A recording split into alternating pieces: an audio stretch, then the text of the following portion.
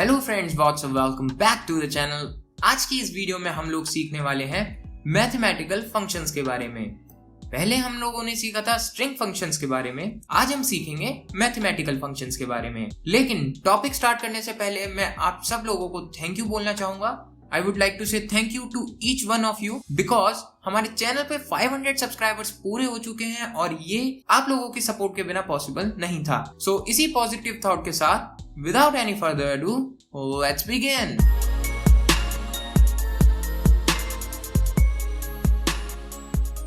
Alright, welcome back. आज हम लोग सीखने वाले हैं मैथमेटिकल फंक्शंस के बारे में, तो जल्दी से हम स्टार्ट करते हैं। So what is a program? सबसे पहले प्रोग्राम के बारे में एक बार हम रिवाइज कर लेते हैं। Program is a set of instructions given to a computer to perform a specific task.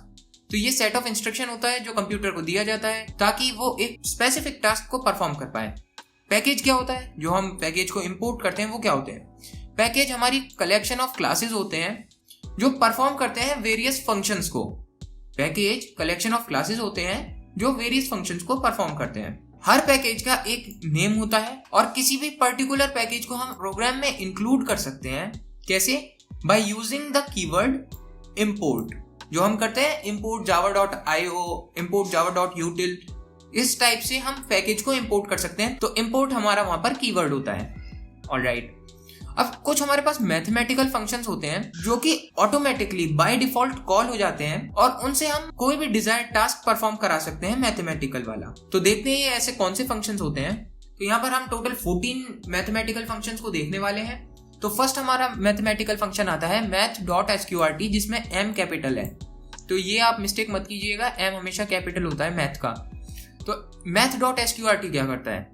ये फंक्शन स्क्वायर रूट को फाइंड करने में हेल्प करता है एक पॉजिटिव नंबर की। It returns a double type value. ये हमेशा एक डबल टाइप वैल्यू को रिटर्न करता है। तो हमें कैसे, हमारा सिंटेक्स क्या होगा? यहाँ पर हम डेटा टाइप लिखेंगे, फिर वेरिएबल लिखेंगे, फिर फंक्शन का नेम लिखेंगे जो कि ये है math.sqrt, और यहाँ पर एक पॉजिटिव नंबर को हम पास करेंगे। तो डबल हमारा डेटा टाइप हो गया, n हमारा वेरिएबल हो गया, math.sqrt हमारा फंक्शन नेम हो गया और 4.0 हमारी वैल्यू हो गई। तो यहाँ पर 4 का जो स्क्वायर रूट होता है वो होता है 2। तो यहाँ पर 2 हमारा आउटपुट आ जाएगा। तो n में जो वैल्यू आएगी वो होगी 2। अच्छा, एक बात और जो नोट करने वाली है, the square root of a negative value is an imaginary number. Hence if you use a function as math.sqrt और यहाँ पर आप अगर माइनस यानी नेगेटिव वैल्यू पास करोगे तो आपकी एरर आ जाएगी और कुछ इस टाइप से आपके पास आउटपुट शो होगा या एरर आ जाएगी। नेक्स्ट हमारे पास आता है math.min। इसका क्या मतलब होता है? ये फंक्शन मिनिमम वैल्यू को रिटर्न करता है 2 नंबर्स की, और जो हमारी रिटर्न वैल्यू फाइनली जो ये फंक्शन रिटर्न करता है वो वैल्यू डिपेंड करती है कि हमारे आर्ग्यूमेंट्स किस टाइप के हैं। अगर हमारे आर्ग्यूमेंट्स डबल टाइप के हैं तो डबल टाइप की वैल्यू रिटर्न होगी, इंटीजर टाइप के हैं तो इंटीजर टाइप की वैल्यू रिटर्न होगी। इस टाइप से ये फंक्शन वर्क करता है। तो सेम इसका ये कुछ सिंटेक्स है। यहाँ पर हमें 2 नंबर को पास करना होता है या 2 आर्ग्यूमेंट्स को पास करना होता है, और उसमें से जो 2 नंबर हम पास करेंगे उनमें से जो मिनिमम वैल्यू होगी वो हमारी रिटर्न हो जाएगी या डिस्प्ले हो जाएगी। तो n में अगर हम स्टोर करना चाहते हैं मिनिमम नंबर और हमें पता नहीं है कि मिनिमम नंबर कौन सा है, तो ये एक एग्जांपल के लिए हमने लिख रखा है math.min 4,6। तो 4,6 यानी 4 और 6 में से कौन सा मिनिमम है? तो यहाँ पर 4 हमारा मिनिमम होता है, वो इसमें स्टोर हो जाएगा। अच्छा, in the case of negative numbers, negative के केस में मैं आपको एक्सप्लेन करता हूँ बहुत इजीली। ये एक नंबर लाइन है, ओके, ये आप सब लोगों को पता होगा। ये हमारा 0 है। यहाँ पर पॉजिटिव नंबर्स होते हैं, यहाँ पर नेगेटिव नंबर्स होते हैं। तो जब हम पॉजिटिव का केस देखते हैं तो पॉजिटिव के केस में जो नंबर 0 से दूर होता जाता है वो नंबर बड़ा होता है, और नेगेटिव के केस में क्या होता है? जो नंबर 0 से पास में होता है, जो 0 के नियरेस्ट होता है, वो नंबर बड़ा होता है। पॉजिटिव के केस में जो दूर है वो बड़ा है, नेगेटिव के केस में जो पास में है वो बड़ा है। तो इसमें से छोटा नंबर कौन सा हुआ? -4 और -10 में -10 हमारा छोटा नंबर हुआ। क्यों? क्योंकि वो 0 से दूर है। -10 कुछ यहाँ लाया करेगा और -4 यहाँ लाया करेगा। तो ये -4 हमारा बड़ा नंबर हुआ -10 से, तो यहाँ पर -10 स्टोर हो जाएगा या रिटर्न हो जाएगा। अब नेक्स्ट कुछ फंक्शंस देखते हैं। तो अब हमारे पास आता है math.max। ये रिवर्स होता है math.min का। math.min में हम मिनिमम नंबर को रिटर्न कर रहे थे, यहाँ पर हम मैक्सिमम नंबर को रिटर्न करेंगे। तो इस केस में क्या होता है? This function returns the maximum of 2 numbers. Same वही चीज है, बस मैक्सिमम नंबर को रिटर्न करेगा। तो यहाँ पर भी हमें 2 आर्ग्यूमेंट पास करने होंगे, 10 and 8, तो 10 और 8 में से कौन सा मैक्सिमम नंबर हुआ, जो कि है 10, तो यहाँ पे 10 रिटर्न हो गया। ये थोड़ा मिस्टेक हो गया है, ये ब्रैकेट आ गया यहाँ पर। -6 और -12 में से कौन सा नंबर ग्रेटर है या मैक्सिमम है, जैसे कि मैंने आपको बताया 0 से नियरेस्ट जो होगा नेगेटिव के केस में वो बड़ा होगा, तो 6 नियरेस्ट है 0 से, तो ये एक मैक्सिमम नंबर हुआ। math.pow ये फंक्शन बहुत ही इंपॉर्टेंट है, आपको काफी बार इस फंक्शन को यूज भी करना होगा काफी सारे प्रोग्राम्स में। तो ये फंक्शन क्या करता है, this function is used to find the power raised to a specific base and it returns a double type value. क्या मतलब हुआ, तो ये एक नंबर की पावर को कैलकुलेट करके जो हमारा रिजल्ट आता है उसको फाइंड करने में हेल्प करता है। फॉर एग्जाम्पल, अगर हमारा बेस नंबर है 10 और हमारी पावर है 2, तो 10 raise to power 2 it means 10 into 10 equals to 100, तो 100 हमारे यहाँ रिटर्न हो जाएगा। 10 raise to power -2 it means 1/100, तो यहाँ पर हमारा 0.01 रिटर्न हो जाएगा। आई होप आप लोगों को ये फंक्शन समझ में आया होगा, बहुत ही इंपॉर्टेंट फंक्शन है। इसका यूज क्या है, ये तो आप डायरेक्टली 10 into 10 भी कर सकते थे, लेकिन अगर पावर का केस है सपोज 10 रेज़ टू पावर 6, तो आप 10 into 10 6 टाइम्स लिखोगे, कोड बहुत कॉम्प्लेक्स हो जाएगा, इसलिए आपको ये फंक्शन का यूज करना पड़ेगा। नेक्स्ट फंक्शन आता है हमारा log। नेक्स्ट फंक्शन है हमारा math.log। This function returns the natural logarithmic value of A argument, it always returns a double type value. ये लोगैरिथमिक वैल्यू को रिटर्न करता है फंक्शन। कैसे यूज करेंगे हम, सेम डबल टाइप का हमारा वेरिएबल होगा। math.log ये हमारा फंक्शन नेम हो गया, और यहाँ पर हम पॉजिटिव नंबर को पास करेंगे। तो पॉजिटिव नंबर यानी 6.25 का लोगैरिथमिक वैल्यू क्या आई, वो आई 1.8325। तो ये सिंपल सा लोगैरिथमिक फंक्शन हो गया। math.abs ये फंक्शन भी आपको यूज करना पड़ेगा काफी बार, बहुत ही इंपॉर्टेंट फंक्शन है ये भी। This function is used to return the absolute value. ये एब्सोल्यूट वैल्यू को रिटर्न करता है। What it means, it means the magnitude of the number, सिर्फ नंबर के मैग्नीट्यूड को रिटर्न करेगा। उसको पॉजिटिव या नेगेटिव साइन से कोई मतलब नहीं है, सिर्फ वो मैग्नीट्यूड को रिटर्न करेगा। इंटीजर, लॉन्ग, डबल, किसी भी टाइप की वैल्यूज को रिटर्न कर सकता है, जैसे भी आर्ग्यूमेंट्स इसे सप्लाई किए जाएंगे। तो math.abs यहाँ पे हमारे पास एक एग्जाम्पल है। अगर हमने 3 पास किया तो 3 रिटर्न हुआ, -8 पास किया तो 8 रिटर्न हुआ। देखिए यहाँ पर माइनस का साइन हट गया, उसको पॉजिटिव या नेगेटिव से मतलब नहीं है, उसको सिर्फ मैग्नीट्यूड से मतलब है। और फिर -3.66 पास किया तो 3.66 हमारा आउटपुट आया। तो ये हमारा सिंपल सा math.abs फंक्शन होता है। नेक्स्ट आता है हमारा math.round। This function returns the value in A rounded form. ये राउंडेड फॉर्म में वैल्यू को रिटर्न करता है। ये ऑलवेज डबल टाइप का होता है। अच्छा, यहाँ पर नोट करने वाली बात क्या है, if the fractional part of the number is below 0.5 it returns the same integer value, otherwise it returns the next integer value in double type। what it means, अगर हमारी वैल्यूज 0.5 से यानी फ्रैक्शनल जो पार्ट है वो अगर 0.5 से कम है तो जो हमारा इंटीजर होगा वही वैल्यू रिटर्न हो जाएगी। अदरवाइज अगर 0.5 या उससे ज्यादा वैल्यू है तो फिर हमारा नेक्स्ट इंटीजर प्रिंट हो जाएगा। तो अगर 6.25 हम पास करते हैं इसमें तो 6.0 आ जाएगा, क्योंकि ये 0.5 से कम है, वैल्यू 0.25 है। और अगर 0.85 है तो नेक्स्ट इंटीजर आ जाएगा, दैट इज 7। माइनस के केस में देखते हैं, माइनस के केस में क्या है, -8.95। तो -8.95 के बाद कौन सा इंटीजर आता है, तो -9 ही आता है। -7 तो पहले आता है ना, तो -9 यहाँ पर प्रिंट हो जाएगा।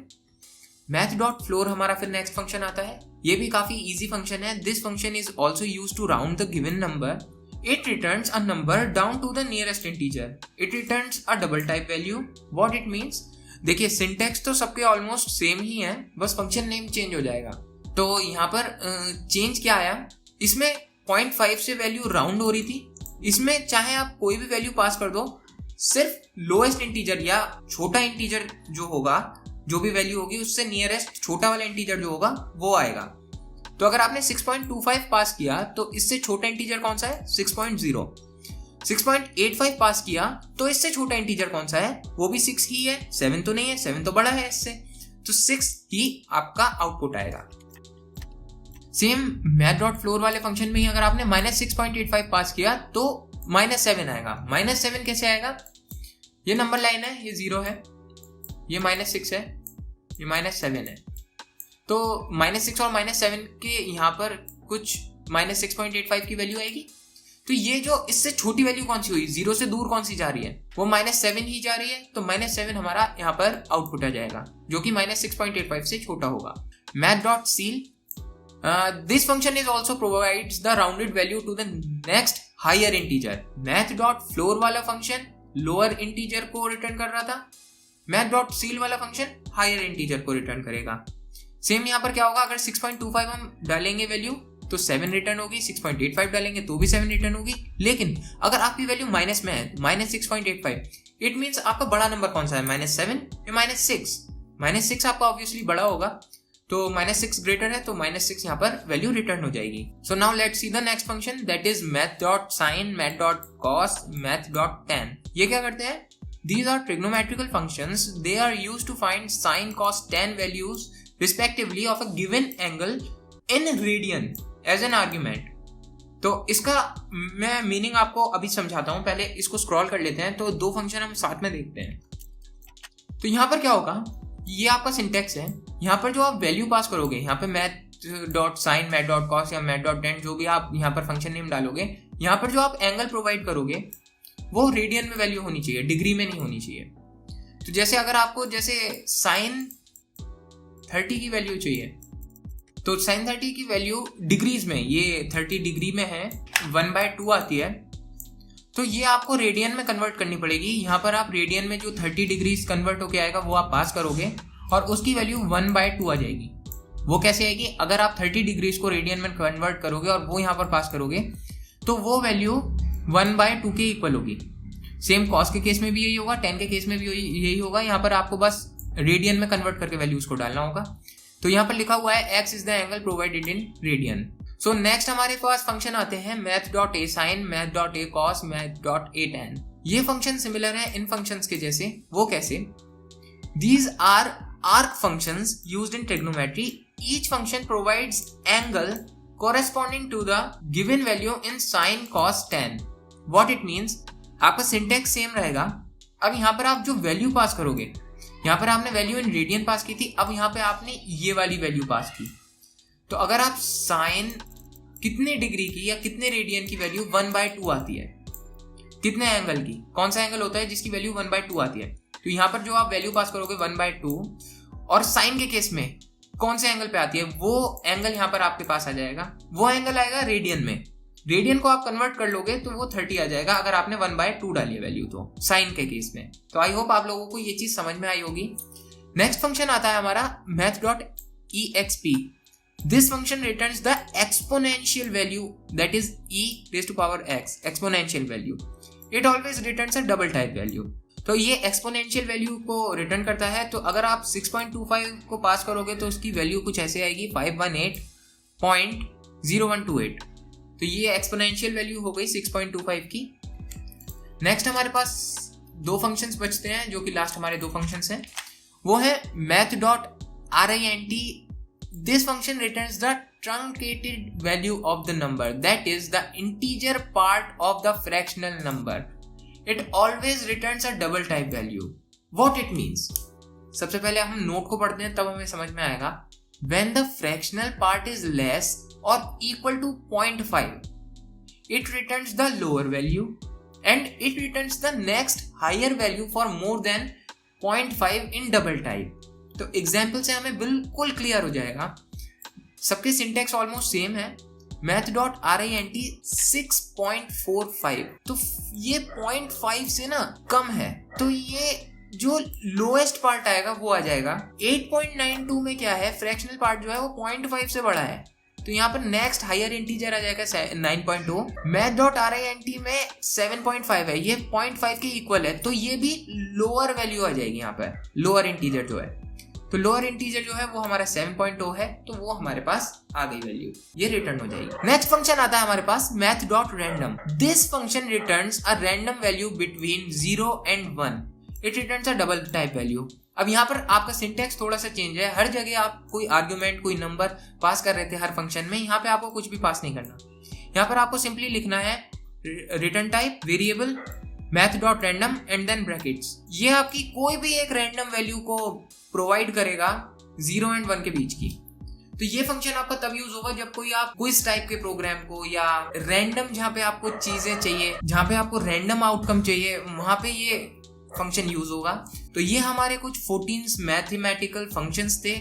आई होप आप लोगों को समझ में आए होंगे। ये जो चीज हमने पढ़ी है, इस पूरी मैथमेटिकल फंक्शंस की पीडीएफ का लिंक डिस्क्रिप्शन में दे रखा है। आप एक बार प्लीज उस पीडीएफ को डाउनलोड करके गो थ्रू कीजिएगा, आपको बिल्कुल क्लियर हो जाएगा। और फिर भी अगर आपका कोई भी डाउट हो तो आप कमेंट कीजिएगा या मेरे से इंस्टाग्राम पे आप लोग कांटेक्ट कर सकते हैं, मैं आपकी हेल्प जरूर करूंगा। So again thank you all of you. आप प्लीज इन वीडियोस को शेयर कीजिए अपने फ्रेंड्स के साथ या जो भी जावा सीख रहा है उनके साथ, ताकि उन लोगों की भी हेल्प हो और हमारे सब्सक्राइबर्स भी बढ़े। So thank you all of you. So मिलता हूं मैं फिर आपसे नेक्स्ट वीडियो में। Till next time, take care and bye bye.